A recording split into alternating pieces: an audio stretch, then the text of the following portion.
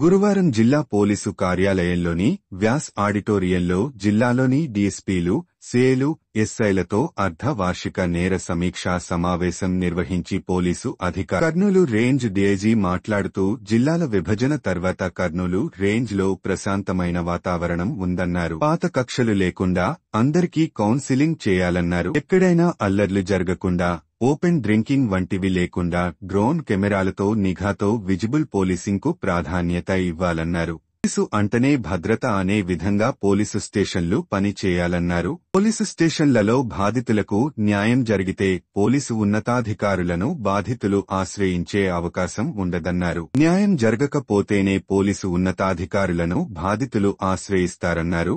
జిల్లా ఎస్పీ మాట్లాడుతూ పెండింగ్ కేసుల గురించి ఆరా తీశారు. పోలీసు స్టేషన్లలో సాంకేతికతను వినియోగించి నేరాల కట్టడికి గట్టిగా పని చేయాలన్నారు. పోలీస్ స్టేషన్లలో పరిధులలో ఘన సెంటీమీటరు కెమెరాలు పనిచేసే విధంగా చర్యలు తీసుకోవాలన్నారు. అవసరమైన చోట పీడీ యాక్టులు, బైండోవర్లు, రౌడీషీటర్లకు కౌన్సిలింగ్ చేయాలన్నారు. Drunk and drive, open drinking anti eve teasing తనిఖీలను డ్రోన్ కెమెరాలతో చేయాలన్నారు. ప్రాపర్టీ కేసులలో రికవరీలు చేయాలన్నారు. ప్రాపర్టీ కేసులలో నిందితుల వేలి ముద్రలను సేకరించి ఛేదించాలన్నారు.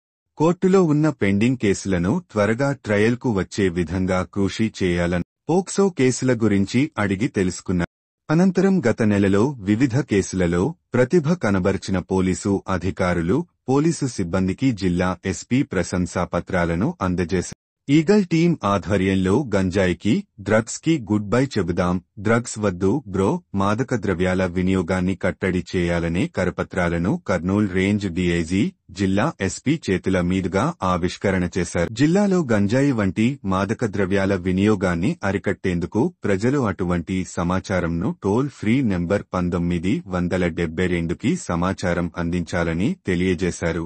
ఈ కార్యక్రమంలో additional SP admin Hussain Peera, AR additional SP Krishnamohan, legal adviser Mallikarjunarao, డీఎస్పీలు బాబు ప్రసాద్, వెంకట్రామయ్య, శ్రీనివాసాచారి, ఉపేంద్రబాబు, హేమలత, ఏఆర్డీఎస్పీ భాస్కర్రావు, సిఐలు, ఎస్ఐలు, eagle team SI Sujan Kumar, eagle team సిబ్బంది పాల్గొన్నారు.